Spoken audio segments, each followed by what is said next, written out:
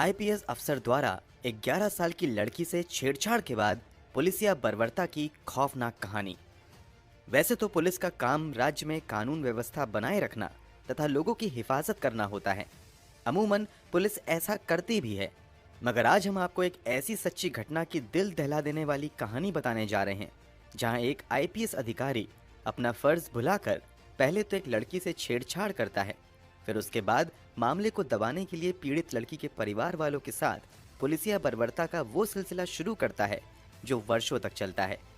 Police की वो गुंडागर्दी देखने को मिलती है जैसा फिल्मों में भी दिखाया नहीं जाता है। छेड़छाड़ के आरोपी आईपीएस का खौफ इतना ज्यादा था कि मीडिया इस केस की रिपोर्टिंग करने से डरती थी, जज फैसला करने से कतराते थे और बड़े से बड़े नेता उस आईपीएस की मुट्ठी में थे। इन सब खेल के बीच पीड़ित लड़की के परिवार और फिर लड़की के साथ कुछ ऐसा होता है कि सुनकर हर कोई दहल जाता है। लड़की और इसके परिवार की आप बीती जानकर आपका भी कलेजा फट जाएगा। तो आखिर उस लड़की के साथ ऐसा क्या होता है? ये पूरा केस क्या है? इस केस में शुरू से लेकर अब तक क्या कुछ हुआ और इस मामले में कोर्ट का क्या फैसला आया? चलिए जानते हैं सब कुछ सिलसिलेवार तरीके से। यकीन मानिए, सब कुछ जानने के बाद आपके लिए भी एक पल के लिए यकीन करना मुश्किल होगा कि वास्तव में ऐसा भी हो सकता है। तो चलिए कहानी शुरू करते हैं। ये कहानी कभी हरियाणा के पंचकुला में रहने वाले यूको बैंक में बतौर मैनेजर काम करने वाले एससी गिरहोत्रा के परिवार की है। एससी गिरहोत्रा की एक बेटी और एक बेटा था, जबकि पत्नी का देहांत कुछ वर्ष पहले ही हो गया था। एससी गिरहोत्रा की बेटी का नाम रुचिका गिरहोत्रा था। रुचिका चंडीगढ़ के सेक्टर 26 में स्थित sacred heart school for girls में पढ़ाई करती थी। ये पढ़ाई के साथ साथ टेनिस की भी बहुत अच्छी उभरती हुई खिलाड़ी थी। 11 साल की उम्र में ही रुचिका ने अपने खेल की ओर सभी का ध्यान खींचना शुरू कर दिया था। ये बात साल 1990 के अगस्त महीने की है। उन दिनों हरियाणा लॉन टेनिस एसोसिएशन के प्रमुख शंभू प्रताप सिंह राठौर यानी एसपीएस राठौर थे। SPS Rathore Haryana lawn tennis association के हेड होने के साथ साथ हरियाणा पुलिस में इंस्पेक्टर जनरल ऑफ पुलिस यानी आईजी भी थे। 1944 में जन्मे एसपीएस राठौर 1966 बैच के हरियाणा कैडर के आईपीएस अधिकारी थे। एसपीएस राठौर की बेटी प्रियांजलि और रुचिका एक ही स्कूल में एक ही क्लास में पढ़ाई करती थी। बेटी प्रियांजलि के जरिए एसपीएस राठौर ने कई बार रुचिका के खेल के बारे में सुना था। जब रुचिका के खेल की चर्चा कुछ ज्यादा होने लगती है तो 11 अगस्त 1990 को IPS SPS Rathore Haryana lawn tennis association के हेड होने के नाते रुचिका के घर जाते हैं और रुचिका के पिता एससी गिरहोत्रा से मिलकर रुचिका के खेल की तारीफ करते हैं तथा रुचिका को बेहतर ट्रेनिंग दिलवाने का वादा करते हुए कहते हैं कि आपकी बेटी बहुत अच्छा टेनिस खेल रही है, हम रुचिका के लिए बेहतर ट्रेनिंग की व्यवस्था करेंगे, आप रुचिका को ऑफिस भेज दीजिएगा। हरियाणा लॉन टेनिस एसोसिएशन का ऑफिस एसपीएस राठौर के बंगले के अंदर ही था। यहीं पर एक बड़ा सा टेनिस कोर्ट भी था, क्योंकि एसपीएस राठौर ने रुचिका के लिए बेहतर ट्रेनिंग और फैसिलिटी का वादा किया था और इस सिलसिले में रुचिका को मिलने के लिए ऑफिस बुलाया था। इसलिए 12 अगस्त 1990 को संडे के दिन रुचिका अपनी एक दोस्त आराधना प्रकाश के साथ एसपीएस राठौर के घर के अंदर स्थित हरियाणा लॉन टेनिस एसोसिएशन के ऑफिस जाती है। रुचिका की दोस्त आराधना भी एक अच्छी टेनिस प्लेयर थी। ये भी रुचिका के साथ ऑफिस जाती है। जब ये दोनों लड़कियां ऑफिस पहुंचती हैं तो उस समय एसपीएस राठौर ऑफिस में ही बैठे हुए थे। आराधना और रुचिका को ऑफिस में देखते ही एसपीएस राठौर आराधना को कहते हैं कि बाहर जाकर तुम टेनिस कोच मिस्टर थॉमस को यहाँ बुला लो, वो अपने कमरे में है। राठौर के कहने पर आराधना कोच को बुलाने चली जाती है। अब ऑफिस के कमरे में रुचिका और एसपीएस राठौर अकेले बचते हैं। अभी आराधना बाहर निकली ही थी कि एसपीएस राठौर अचानक से रुचिका के हाथों को पकड़ते हैं और फिर अगले ही पल रुचिका की कमर में हाथ डालकर उसे अपने करीब खींच लेते हैं। रुचिका कुछ समझ पाती उससे पहले ही राठौर रुचिका को पूरी तरह से अपनी पकड़ में ले लेता है और उसके शरीर को बेहद ही गलत तरीके से दबाना शुरू कर देता है। रुचिका इन सब का काफी विरोध करती है और वो राठौर की पकड़ से बाहर निकलने की कोशिश करती है, मगर वो नाकाम रहती है। इन सब के बीच रुचिका की मुंह से चीखें भी निकल रही थीं।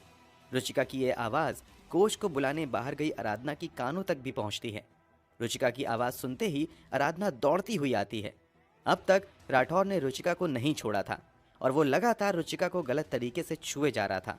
कमरे में आते ही आराधना भी ये सब कुछ देख लेती है।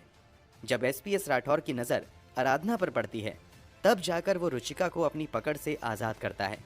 रुचिका को छोड़ते ही वो आराधना पर चिल्लाना शुरू कर देता है और फिर से कोच को बुलाकर लाने को कहता है। इस बार आराधना रुचिका को कमरे में अकेला छोड़कर जाने से मना कर देती है। इस पर राठौर काफी ऊंची आवाज में आराधना को डांटना शुरू कर देता है। उधर रुचिका कोने में डरी सहमी खड़ी रहती है। अभी अभी जो कुछ भी एसपीएस राठौर ने उसके साथ किया था, उस सदमे से रुचिका बाहर नहीं आ सकी थी।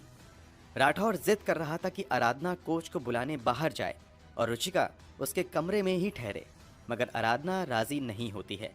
इसी सब के बीच किसी तरह रुचिका को लेकर आराधना वहां से भाग निकलती है। बाहर निकलकर जब रुचिका थोड़ी शांत होती है, तो वो पूरी कहानी आराधना को शुरू से बताती है कि कैसे ही उसके बाहर जाते एसपीएस राठौर ने उसे गलत तरीके से पकड़ा और फिर उसे छूना शुरू कर दिया। इतना सब कुछ होने के बावजूद ये दोनों लड़कियां इस घटना के बारे में किसी को कुछ भी ना बताने का फैसला करती हैं, मगर ये दोनों इस घटना से इतने गहरे सदमे में चली जाती हैं कि अगले दिन ये प्रैक्टिस के लिए नहीं जाती हैं। घर वालों द्वारा प्रैक्टिस के लिए ना जाने की वजह पूछने पर भी ये दोनों कुछ नहीं बताती हैं। फिर जब घर वाले दोबारा उसे जाने को कहते हैं, तो 14 अगस्त 1990 को ये दोनों लड़कियां फिर से टेनिस खेलने जाने को तैयार हो जाती हैं, मगर अब ये दोनों शाम के 6:30 बजे खेलने के लिए जाती हैं। ये वो समय था जब एसपीएस राठौर अक्सर पुलिस ऑफिस में होता था। प्लान के मुताबिक ये दोनों लड़कियां 14 अगस्त को शाम में खेलने के लिए चली जाती हैं। उन्हें कहीं भी एसपीएस राठौर नजर नहीं आता है, लेकिन जब वो खेल कर वापस आने लगती हैं, तभी गेट पर एक नौकर मिलता है जो इन लड़कियों को कहता है कि अभी एसपीएस राठौर ने तुम दोनों को ऑफिस में बुलाया है, वो ऑफिस में ही है। इतना सुनते ही रुचिका और आराधना बुरी तरीके से डर जाती हैं और वहां से भाग निकलती हैं। 12 अगस्त वाली घटना के बारे में अब तक इन दोनों ने घर पे ये सोचकर नहीं बताया था कि ये एक दिन की घटना है और बात वहीं खत्म हो जाएगी, मगर जब दोबारा एसपीएस राठौर उन्हें अपने ऑफिस में बुलाता है, तो दोनों भागकर घर जाती हैं और अपने परिवार वालों को 12 अगस्त 1990 को राठौर द्वारा रुचिका के साथ की गई जबरदस्ती के बारे में बताती हैं। एसपीएस राठौर की छेड़खानी वाली घटना के बारे में जानते ही आराधना और रुचिका के घरवाले कॉलोनी में रहने वाले लोगों को बुलाते हैं और उन्हें एसपीएस राठौर की करतूत के बारे में बताते हैं।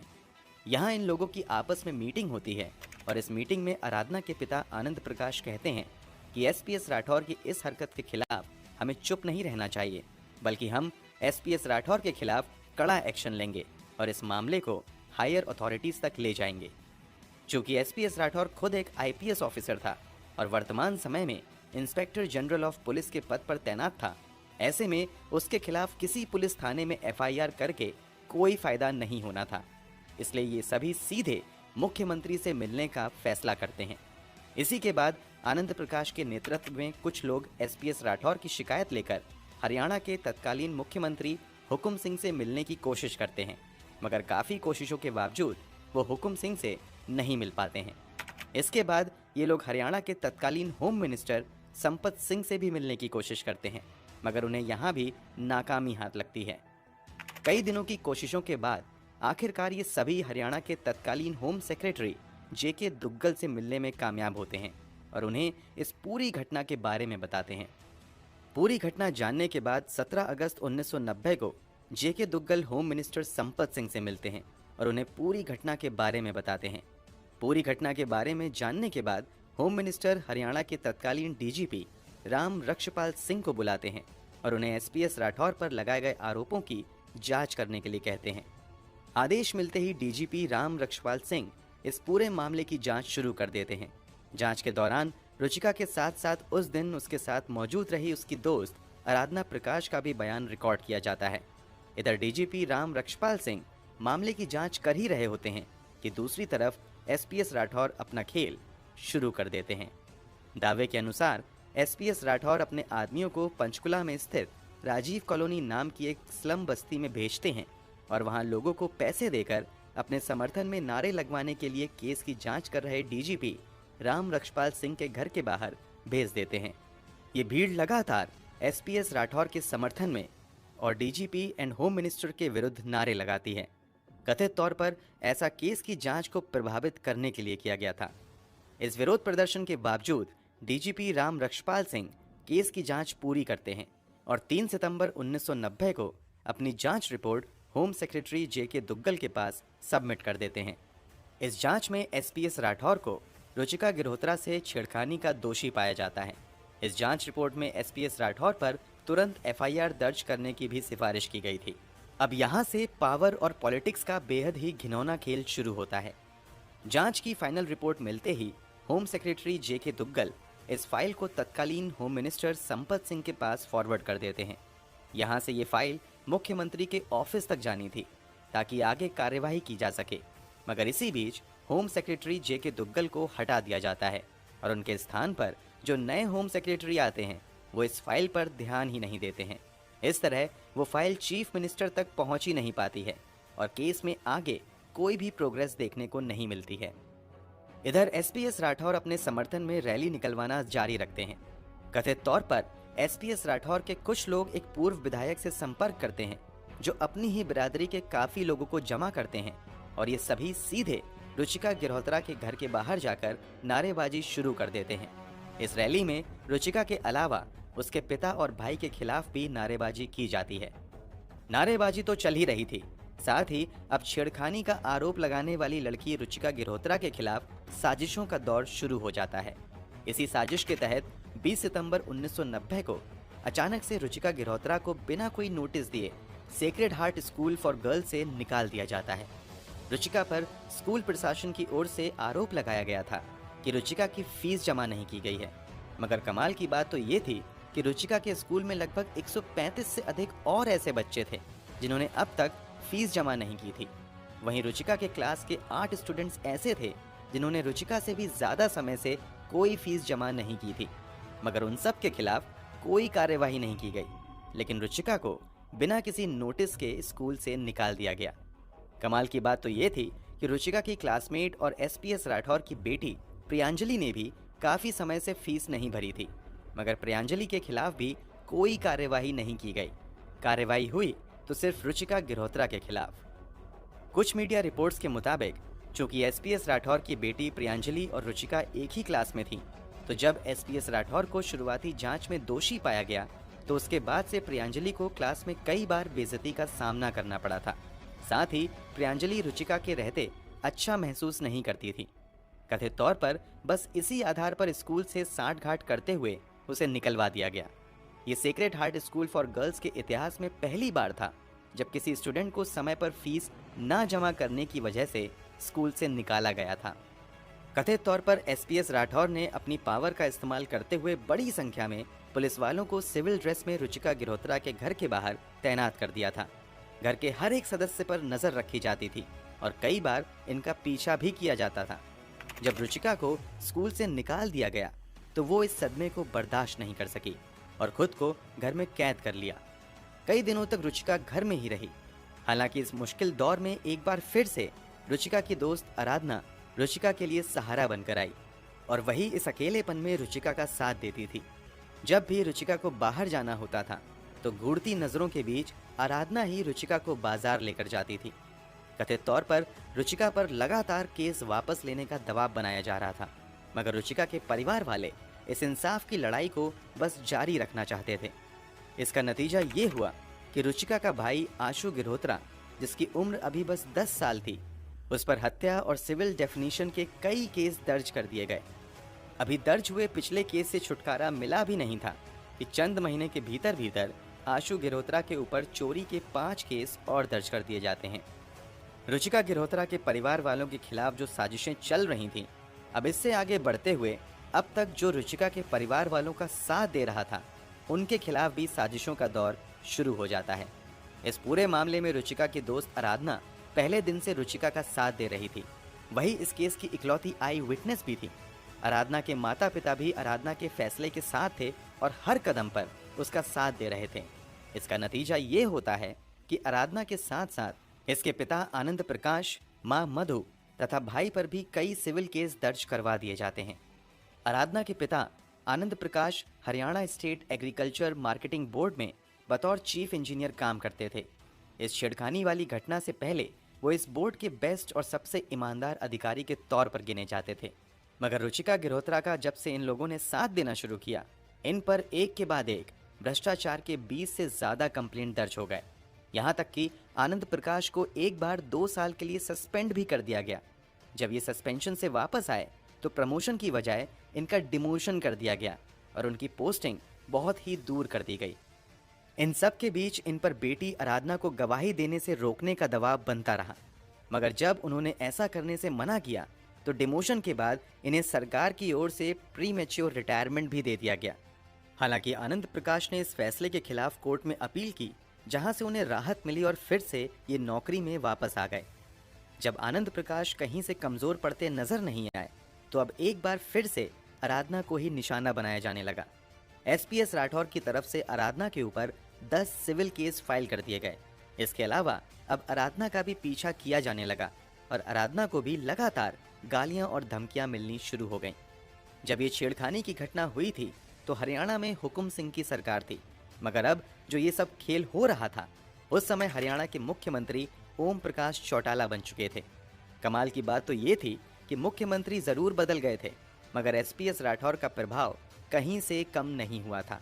यही वजह थी कि इंसाफ की लड़ाई लड़ रहे लोगों की मुश्किलें दिन प्रतिदिन बढ़ती ही जा रही थीं।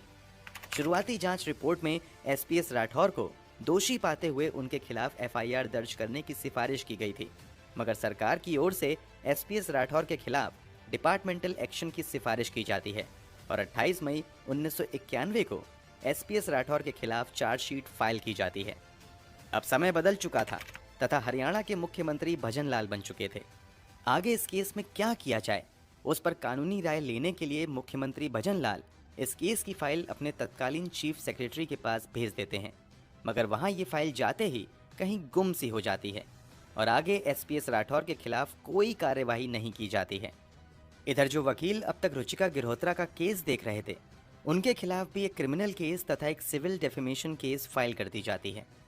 इन सब के होते हुए अब साल आ चुका था 1993। रुचिका गिरोत्रा के भाई आशु गिरोत्रा पर पहले से 5 चोरी के केस दर्ज थे और उस पर अब कई कार चोरी के भी मामले दर्ज कर लिए गए थे। इस तरह आशु पर दर्ज केस की संख्या 11 हो गई थी, जबकि उसकी उम्र 13 साल थी। केस दर्ज होने का सिलसिला चल ही रहा था कि इसी बीच 23 सितंबर 1993 को कथित तौर पर सिविल ड्रेस में घूम रहे कुछ पुलिस अधिकारी आशु को उसके घर के करीब से ही उठा लेते हैं और दावे के अनुसार उसे उठाकर जीप में लेकर मानसा देवी स्थित क्राइम इन्वेस्टिगेशन एजेंसी के ऑफिस में चले जाते हैं। आशु के दावे के अनुसार यहाँ लाकर उसे बुरी तरीके से पीटा जाता है, उसके हाथ पैर बांध दिए जाते हैं और कई बार उसके शरीर पर भारी वजन डालकर घंटों छोड़ दिया जाता है। अगले कई दिनों तक गैर कानूनी तरीके से आशु को पुलिस अपनी गिरफ्त में रखती है। समय समय पर क्राइम ब्रांच के ऑफिस में एसपीएस राठौर भी आते हैं और उनके सामने भी आशु की काफ़ी पिटाई होती है। जब आशु को हिरासत में रखते हुए 1 महीने से अधिक बीत जाता है तो पुलिस वाले आशु को बेहद ही बुरी हालत में लेकर उसके घर जाते हैं। उस समय घर में रुचिका अकेले थी। रुचिका के सामने उसके 13 साल के भाई आशु को बुरी तरीके से पीटा जाता है और फिर रुचिका से आशु को लेकर आए लोग कहते हैं कि अगर तुमने अपनी कंप्लेंट वापस नहीं ली तो तुम्हारे पिता को भी इसी तरीके से पीटा जाएगा और तुम्हारे साथ भी कुछ ऐसा ही किया जाएगा। इतना सब करने के बाद आशु को घर से बाहर निकाला जाता है और हाथ में हथकड़ी डालकर आसपास की गलियों में उसे घुमाया जाता है। आशु द्वारा बाद में लगाए गए आरोपों के मुताबिक इस दौरान उसे कई दिनों के अंतराल पर बस थोड़ा सा कुछ खाने को दिया जाता था और कई दिनों तक तो उसे पानी भी नहीं मिलता था। इस पूरे टॉर्चर के दौरान बस आशु को यही कहा जाता था कि तुम अपनी बहन से कहो कि वो अपनी कंप्लेंट वापस ले लें। इसी मार पिटाई के दौरान एक दिन आशु से एक सफ़ेद पेपर पर उसका सिग्नेचर लिया जाता है। बाद में पुलिस द्वारा उसी पेपर पर कथित तौर पर यह दर्ज किया जाता है कि आशु ने 11 कार की चोरी की है और वह अपना जुर्म कबूल करता है। जी हाँ, आपने सही सुना। पुलिस रिकॉर्ड के मुताबिक 13 साल के लड़के आशु ने 11 कार की चोरी की थी। कथित तौर पर पुलिस ने 23 सितंबर 1993 को रुचिका गिरोत्रा के भाई आशु गिरोत्रा को 11 कार चुराने के आरोप में गिरफ्तार किया था। इस दौरान उसकी बहुत ज़्यादा पिटाई हुई थी। इसी बीच 27 दिसंबर 1993 को पुलिस वाले आशु को लेकर उसके घर आए थे, जहां उसकी बहन रुचिका के सामने भी उसे बुरी तरीके से पीटा गया था और बाद में उसे बेहद ही बुरी हालत में पूरी कॉलोनी में घुमाया गया। इन सब से रुचिका गिरहोत्रा बहुत ज्यादा टूट जाती है। दरअसल अब तक जो मासूम सी बच्ची सभी जुर्म और नाइंसाफी को सहते हुए पिछले 3 साल से इंसाफ की लड़ाई लड़ रही थी, वो भाई पर हो रहे जुर्म को देखकर टूट जाती है और 28 दिसंबर 1993 को जहर खा लेती है। जहर खाते ही उसकी हालत बहुत ज़्यादा सीरियस हो जाती है। आनन फानन में उसे अस्पताल में भर्ती कराया जाता है, मगर अस्पताल में भी उसे बचाया नहीं जा पाता है। इस तरह हैरेसमेंट से तंग आकर रुचिका गिरहोत्रा जहर खाकर आत्महत्या कर लेती है। आत्महत्या के समय रुचिका गिरहोत्रा की उम्र 14 साल थी। जब रुचिका जिंदा थी तो उस पर हर तरह से जुल्म हो ही रहे थे। मर जाने के बाद भी उसके साथ ज्यादती कम नहीं हुई। रुचिका के मर जाने के बाद कथित तौर पर अस्पताल में कुछ अधिकारियों द्वारा उसकी लाश को रोक लिया गया और ये लाश रुचिका के पिता को तभी वापस की गई जब उन्होंने एक ब्लैंक पेपर पर सिग्नेचर किया। बाद में उसी ब्लैंक पेपर पर रुचिका की फर्जी पोस्टमार्टम रिपोर्ट बनवाई गई, जिसमें मौत की कोई और ही वजह बताई गई। इधर रुचिका की मौत हो गई थी, उधर जेल में बंद आशु की हालत इतनी ज्यादा खराब थी कि वो अपने पैरों पर चल भी नहीं पा रहा था। बहन की मौत हो जाने के बाद भी आशु को जेल से नहीं छोड़ा जाता है, बल्कि जब रुचिका गिरहोत्रा का अंतिम संस्कार हो जाता है तब अगले दिन आशु को जेल से छोड़ा जाता है। कहा जाता है कि जब आशु को जेल से रिहा करके घर पर लाया गया था तब भी वो बेहोश ही था। अब साल आ चुका था 1994। दुनिया नए साल का जश्न मना रही थी, मगर रुचिका और आराधना का परिवार मातम। रुचिका गिरहोत्रा के मरने के बाद पुलिस डिपार्टमेंट के अंदर ही एक बार फिर से एसपीएस राठौर के खिलाफ जांच बिठाई जाती है और ये जांच इतनी तेजी से की जाती है कि चंद हफ्ते के अंदर ही जांच पूरी कर ली जाती है और इस जांच में एसपीएस राठौर को बेगुनाह घोषित किया जाता है और उन पर लगाए गए सभी आरोप हटा दिए जाते हैं। इसके कुछ ही महीने बाद यानी नवंबर में एसपीएस राठौर को प्रमोशन भी दी जाती है और उन्हें हरियाणा का एडिशनल डीजीपी बना दिया जाता है। इस समय हरियाणा के मुख्यमंत्री भजन लाल थे। इधर यूको बैंक में बतौर मैनेजर काम करने वाले रुचिका गिरहोत्रा के पिता एससी गिरहोत्रा को करप्शन के आरोप में सस्पेंड कर दिया जाता है। उन पर चंद महीनों के अंदर दर्जनों करप्शन के आरोप लगाए जाते हैं।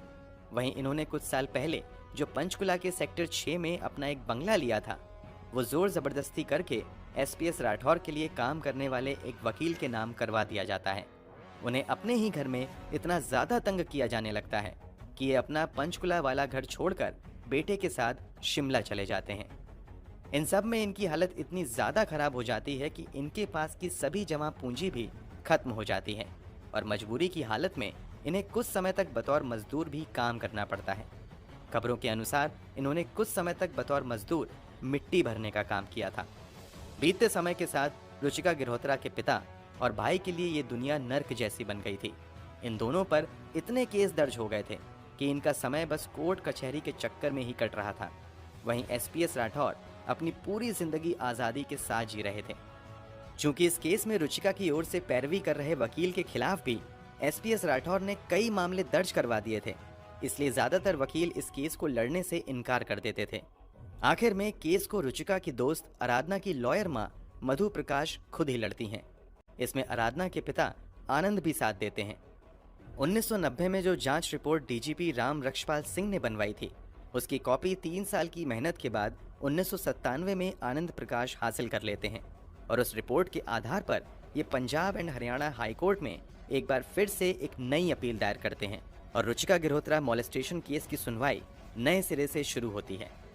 इस केस की सुनवाई के बाद फाइनली 21 अगस्त 1998 को Punjab and Haryana high court इस पूरे मामले में सीबीआई जांच करने का आदेश देती है। इसके अलावा रुचिका की वकील मधु की ओर से दायर पिटीशन के बाद 1999 में पहली बार एसपीएस राठौर पर एफआईआर दर्ज होती है। इधर इस केस में सीबीआई जांच की सिफारिश होती है। उधर ओम प्रकाश चौटाला की सरकार में अक्टूबर 1999 में ही एक बार फिर से एसपीएस राठौर का प्रमोशन किया जाता है और अब उन्हें सीधे हरियाणा का डीजीपी बना दिया जाता है। इतना ही नहीं, नवंबर 1999 में ही ओम प्रकाश चौटाला की सरकार एसपीएस राठौर को अपना बेस्ट अधिकारी बताते हुए इसका नाम प्रेसिडेंट मेडल के लिए भी भेजती है। सीबीआई जांच की भी एक खास बात ये थी कि जांच में आत्महत्या के लिए उकसाने वाली धारा को शामिल नहीं किया जाता है, बल्कि केवल सेक्शन 354 यानी केवल मॉलेस्टेशन की धाराओं के तहत ही मामला दर्ज करते हुए जांच की जाती है।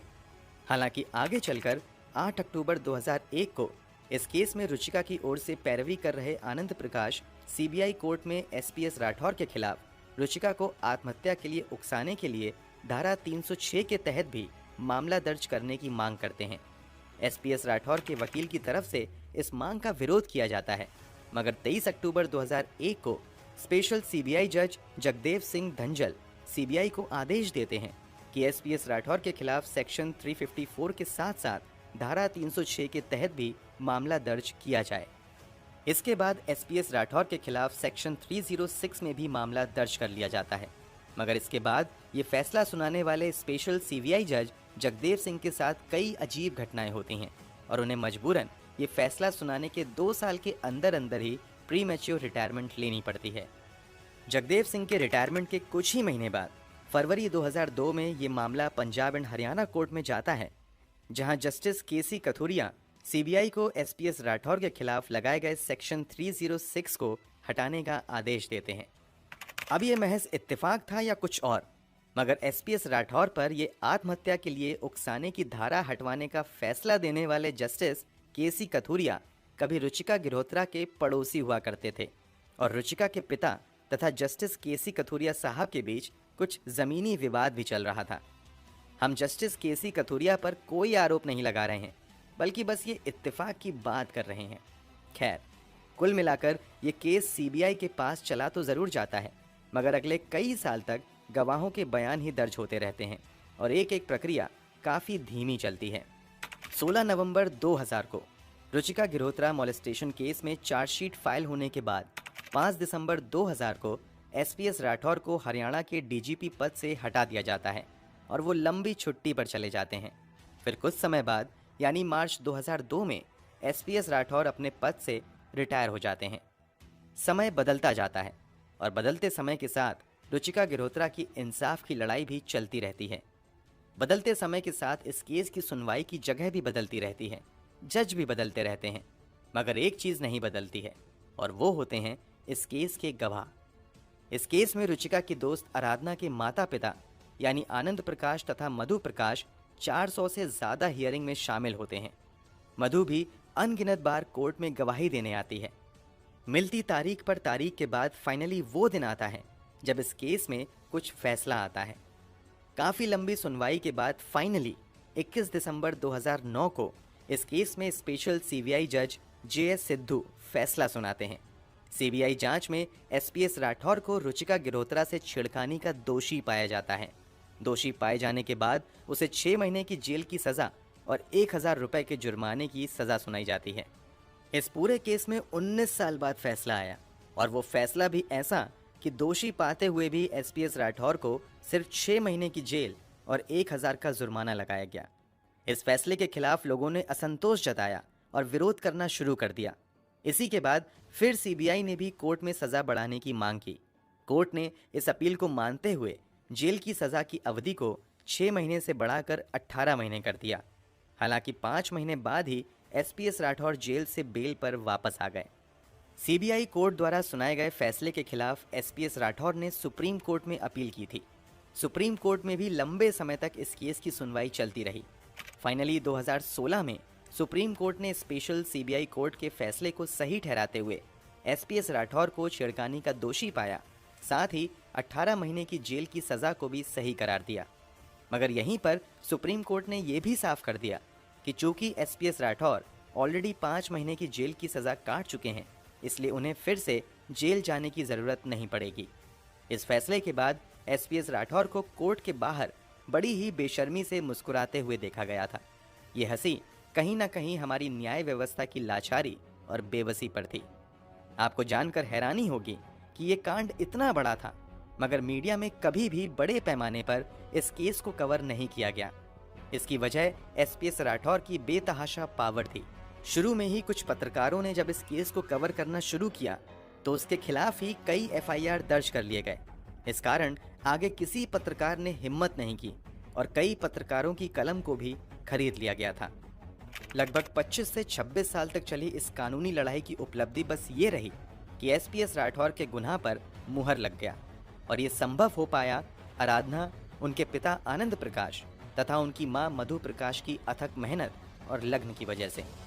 इस इंसाफ की लड़ाई में हमें दो और शख्स को नहीं भूलना चाहिए जो 1996 में बिना एक पैसा लिए रुचिका के लिए इंसाफ की लड़ाई लड़ते रहे।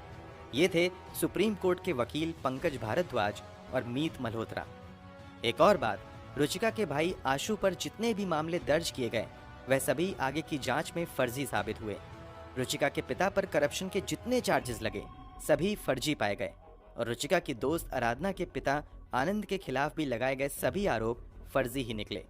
इनमें से किसी के खिलाफ भी कोई आरोप साबित नहीं किया जा सका।